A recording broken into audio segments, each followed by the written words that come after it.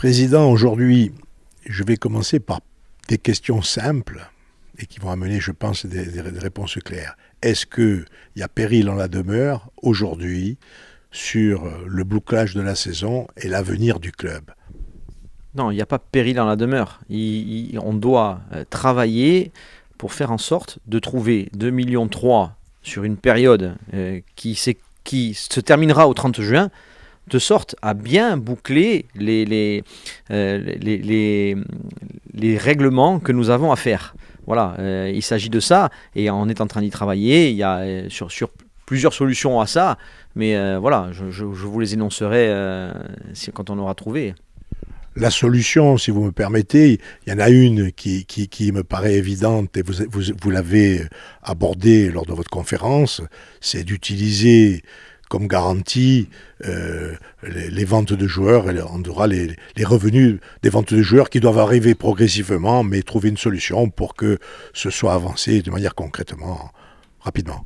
Exactement, parce qu'en fait, ce qui crée notre besoin aujourd'hui, ce qui crée 80% de notre besoin en trésorerie aujourd'hui, c'est effectivement les ventes qui sont échelonnées. C'est-à-dire que vous actez la vente sur votre saison, en revanche, vous encaissez le montant de cette vente sur 2 voire 3 saisons, et c'est ce qui arrive là, ça fait partie des négociations entre clubs, hein. C'est aussi des fois pour ça qu'on arrive un peu à vendre cher, c'est parce qu'on étale, mais des fois ça vous met effectivement, ça peut créer une impasse de trésorerie, puisque nous avons fait aussi le choix, en parallèle de ça, de continuer d'investir.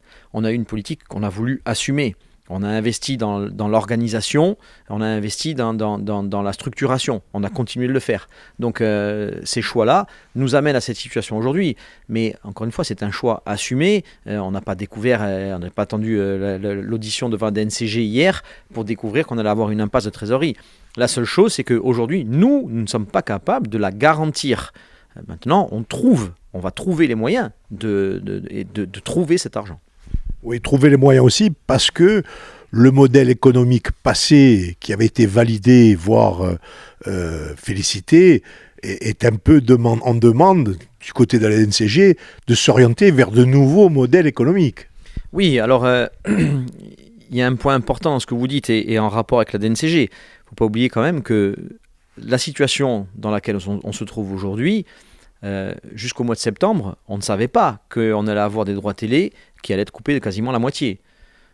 Si on touchait aujourd'hui le 1,6 million qui peut manquer sur les droits télé, on parlerait de rien. Parce que notre besoin est de 2,3 millions, moins les 1,6 million, ça fait 700 000 euros de fonds de roulement à trouver. Et là, on tombe dans quelque chose qui est, je dirais, je ne vais pas dire c'est beaucoup d'argent, mais c'est banal dans la vie d'un club aujourd'hui. Donc on ne serait pas sur les mêmes rapports. Et je peux vous garantir, et la DNCG l'a acquiescé, c'est que si ça avait été ça, on serait passé haut la main.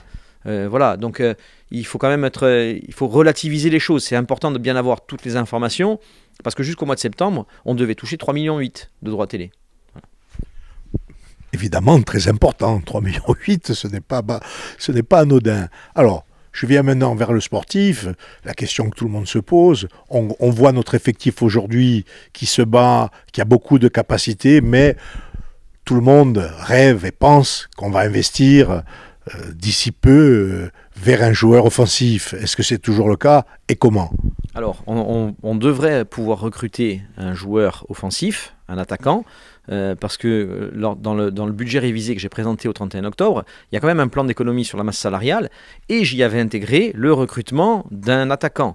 Alors, ce ne sera pas, puisque la DNCG nous le demande, ça ne sera pas à titre onéreux. Et de toute façon, je ne comptais pas le faire à titre onéreux, c'est-à-dire que je ne comptais pas acheter un joueur.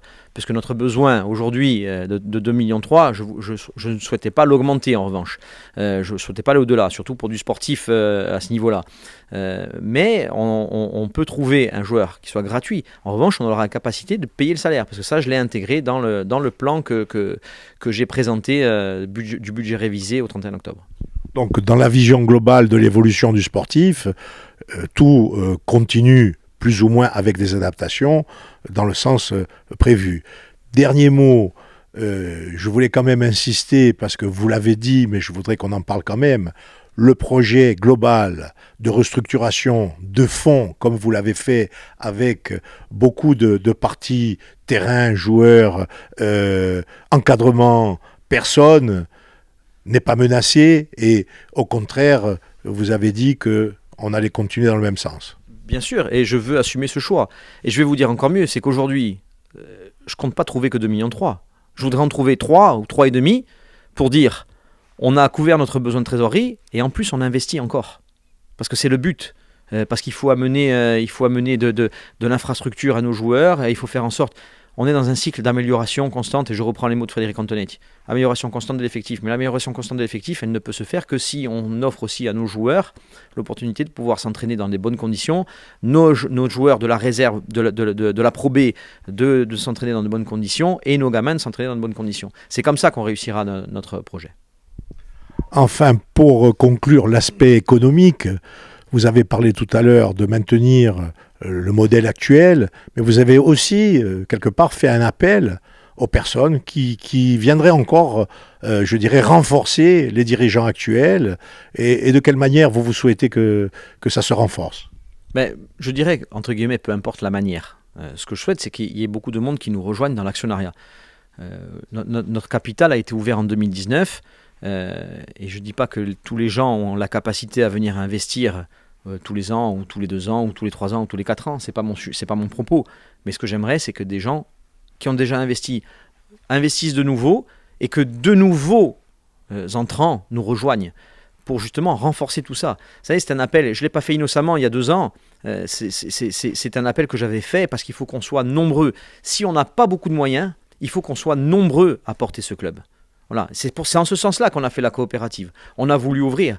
On n'est pas là pour se targuer de quoi que ce soit. On a voulu ouvrir notre capital. On fait partager les décisions. On partage les décisions avec tous ceux qui le souhaitent. Donc le but, c'est, si on n'a pas beaucoup de moyens, au moins qu'on soit très nombreux pour porter. Parce que le Sporting en a besoin. Encore une fois, le Sporting ne peut pas se reposer sur les seuls actionnaires que nous sommes aujourd'hui. Voilà, malheureusement, on n'aura pas la capacité à financer. On a déjà fait. Vous savez très bien qu'on a déjà mené 1,5 million d'euros encore il y a 2 ans. Aujourd'hui, on n'a pas la capacité à, tous les 2 ans, venir ramener de telles sommes pour faire en sorte que le club puisse continuer. Voilà, j'aimerais bien, hein, mais ce serait au détriment de ma propre vie, et je ne peux pas le faire. Il y a eu cette prise de décision conservatoire. Comment voyez-vous l'avenir pour essayer de donner une note un peu positive à la majorité des supporters qui sont tranquilles et qui viennent encourager le club? La note positive, c'est de dire on travaille à faire en sorte que ces agissements n'interviennent plus, ne se reproduisent pas. Je suis effectivement je suis dégoûté que certaines personnes puissent aller jusque-là parce que ça porte préjudice au club. Maintenant, on va essayer aussi de leur faire comprendre qu'il ne faut plus qu'ils le fassent. Voilà, il y aura des sanctions. Si ces personnes-là sont identifiées, il y aura des sanctions, c'est une certitude. Maintenant, après, on peut parler et faire en sorte que ces gens puissent revenir au stade en se tenant bien, correctement, et que tout le monde puisse continuer à vivre le spectacle. Qu'on ait des comportements qui soient à la limite, je peux le comprendre. Je suis supporter moi aussi, je l'ai été dans les tribunes. On peut lâcher des mots des fois, on peut crier trop fort, on peut avoir des fois des gestes, des sautes d'humeur. Mais il faut faire attention à ce qu'on fait, parce que ça pénalise directement le club, on le voit bien. Hein. Parce que malgré tout, on ne parle que de bière et de frites. Et vous allez me dire, ça tue personne. Il n'y a pas de violence là-dedans. En revanche, il y a quand même une violence... comment dire, il y a quand même ouais, elle est psychologique, on touche à la dignité humaine. Voilà, n'oublions pas, on est tous des hommes et des femmes. Hein. Voilà, donc se prendre des seaux de bière ou des barquettes de frites, ça m'aurait pas fait plaisir à moi non plus. À personne, je pense que ça ferait plaisir, d'autant plus, Claude, que au-delà du fait qu'on va être privé de match tous les supporters, il va y avoir quand même une perte économique importante, puisqu'on sait qu'à peu près chaque match rapporte au club entre 25 et 30 000 euros. C'est ça. Au-delà de ça, ça fait partie des choses qu'après que le club devra assumer, hein, d'avoir ce manque de revenus. Merci, Président, et forza.